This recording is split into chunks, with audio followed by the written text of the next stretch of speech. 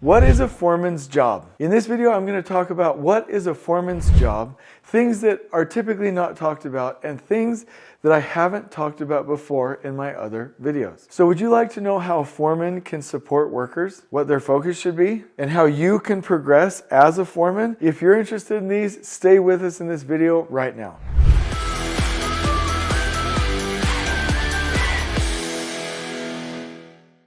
So first of all, I just love this topic. I just love foremen. I love their work. I really do believe that the project rises or falls based on the ability, the genius, and the experience of the foreman. You are so key if you're a foreman, or if you're leading foreman. I want you to know they are so key. We must respect them. We must elevate them. We must have them as our primary focus. They are the heroes with the workers, day in and day out, making money. That's what nobody really understands in the, well, except for you on this channel who have liked and subscribed to the channel. But most people in construction don't know that it's not the general contractors that are like making things happen in spite of the trades. It's the trades, the workers and the foremen, making things happen in spite of some of the stupid things that general contractors do. The workers and the foremen are our heroes. So we should look up to them. So in this video, I'm talking about what is the job of a foreman, and I'm going to cover some key topics that will not only support the foreman, but the workers in the crew. So number one, prepare work. You've heard me talk about the concept of there being work and a zone, meaning an area of work where you're going to go do that work, where your crew needs to, you and your crew need to plan the work, build the work inside the zone, and then finish it and reflect. Ahead of time, a foreman, 3 months ahead of time, should be a part of a pull plan, or actually, whenever it happens in this time frame. A foreman for planning should participate as a part of that pull plan with the general contractor. As we get closer, that foreman is a part of the quality pre-con meeting. This is where we get aligned for quality, installation methods, interfaces, things like that. And then ahead of time, the concept of doing, and I'll do LA, look ahead planning, and weekly work planning to plan the work with the rest of the trades, because it's easy to be good. It's hard to be good together. And so these meetings are specifically for us to be good together with other crews. So there are other things in there like studying drawings, getting the crew prepared, getting resources and materials. But generally, this is the minimum amount of planning before a foreman gets on site to do that work in that zone.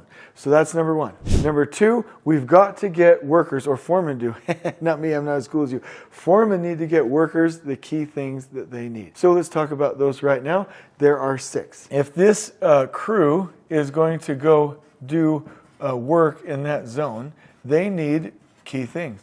And I really hope, like, if the quality of the stick figures here haven't motivated you to like and subscribe, I don't know what will. Like, I don't know what's going to make you happy, because that's like beautiful artwork right there. So let's talk about the 6 things right now. Number one, training. Okay, so the foreman gets to provide, now there's company training for each of the trades, that's totally fine. But from a continual standpoint, the foreman gets to provide training for the wonderful women and men on the crew on a consistent basis. So crew leaders, foremen, are not just like leaders of work, they are professional trainers. You know what you're doing, let's train that, let's get that over to the workers so that they know they can progress, they can develop. Our category number 2 is the time. And so everybody on your crew has got to have the time to do their work. So obviously in the planning here, you will have gotten the amount of time that you need to accomplish that task with the crew, and you will provide the time for your workers to go do what they're supposed to be doing as well. Number 3 in category 2 is the tools. I did a podcast on this the other day, and this is a jam for me. Tools do not cost money. They make you money. That's it. Like, people are like, oh, I don't want to buy tools. I don't want to do this. Your workers deserve the tools to go do their work in the zone. They don't cost you money. Those tools, when purchased, make you money. That's what you have to understand. Your workers need the tools. Number 4, your workers need the equipment, right? If they need something in order to do the work properly, not strain their backs, not hurt themselves, get it so that they can do their work. Number 5 in category number 2 is the information. So this sounds pretty basic, But whether it's the shop drawings or lift drawings or just the set of drawings with the right RFIs and updates like addenda, bulletins, whatever the information is that you need, we need to get that to the crew so that they can do their work in that zone. And then number 6 is a part of category 2 is a space to work. We will need a space either within the zone or around where they can put their gang boxes, their materials, and do staging. So if you have all of these things, your crew can be successful. So we're off to a good start. In your gym, you're doing a good job. It's you. Number 3, one of the big things that a foreman will do is remove roadblocks. So let me talk about that just really quickly. Let's say your crew is right here and they're jamming out and they're going to go through this zone and do their work. Okay? Let's say that there's a material in the way. That's a roadblock because that's temporary. We can get that out of their way. Let's say that there's a leave out for the hoist over here.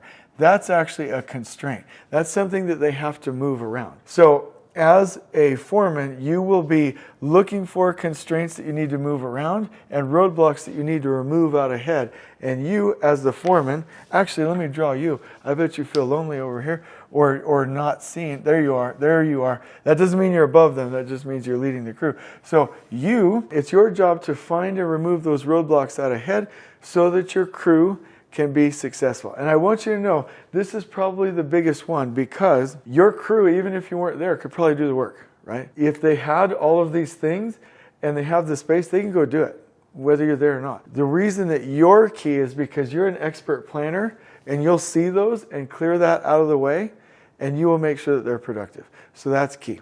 Let's go on to number 4. This is a hard one. You notice that I didn't draw the stick figure over here with tool bags and a bunch of tools. You've got to get rid of the tool bag and stop going to Home Depot. I know you're mad at me now. I'm glad I already asked you to like and subscribe, so we got that done. But if you're a foreman leading the crew, you're there to think, you're there to teach, you're there to mentor, you're there to clear the way, you're there to plan with the general contractor, you are there to be a safety and quality presence in the field. You are not doing work. You notice, and this is an appropriate drawing by the way, you notice that I didn't draw you like hunched over, tying rebar, doing something like that. If your head is below your backside, you can't see all of the things that we're asking you to see. I drew you standing up without your tools. We do not have foremen in the field with their tools, and we do not have them off escaping at Home Depot. We need you and your brilliance on site with the crew, preparing work and teaching the crew as we go. That is key. Somebody can do that work. Your crew can have the tools and do the work. Your crew can go run to Home Depot. Your crew can go get those materials and the equipment and the tools that you need. You belong supervising and leading. I always bring up the example of the Titanic. What would have all the passengers rather had? The captain asleep or off dining or off down on the lower decks, doing menial labor? Or would we have rather had, or they had, the captain looking out for icebergs and steering the ship? The answer is obvious. You are the captain of that crew. Steer that ship. Okay, let's go on to number 6. You are a professional communicator. That means that whatever the plan is from here to here or about the constraints, whatever it is you want to communicate, because, again, your head is not below your backside and you're not using your tools, you are there enabling people. You are a professional communicator. I remember a foreman one time arguing with me about this and saying, Jason, I'm not a professional communicator. And I was like, okay, well then tell me, what did you do yesterday? Well, I worked with my crew. What nails did you hammer? What screws did you put in? And he was like, I didn't. I was working with my crew. I was like, what were you doing with your crew? Well, I was lining them out. You were what? And finally we got to the point he was communicating, right? So the main focus of a foreman is to communicate. You are professional communicators. We have got to make sure that everybody on the crew can see as a group, know as a group, and act as a group, and that they all understand. And then actually I'm going to take you automatically to number 7. You are a builder of people. So I hope this puts this into focus. You technically, you're a builder here. You are the expert. You are the one that knows. You're the hero. But you're not building this. You're building these folks. You're building the workers. You build people that build things. Let me say that again. You build people that build things.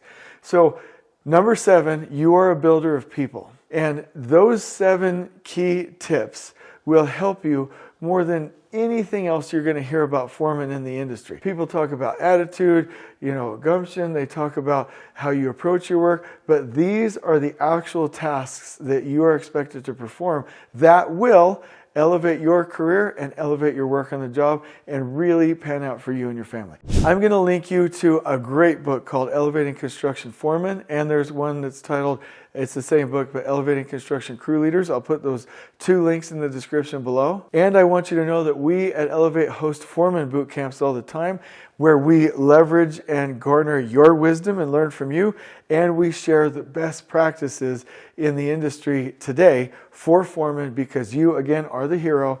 You are the main thing that matters, your ability to lead this crew and perform work. You are what makes us money. You are what makes the job go. You are what's important. So I hope you've enjoyed this video about things that you can focus on to be more effective and to get what you need. I hope you've enjoyed this video. On we go.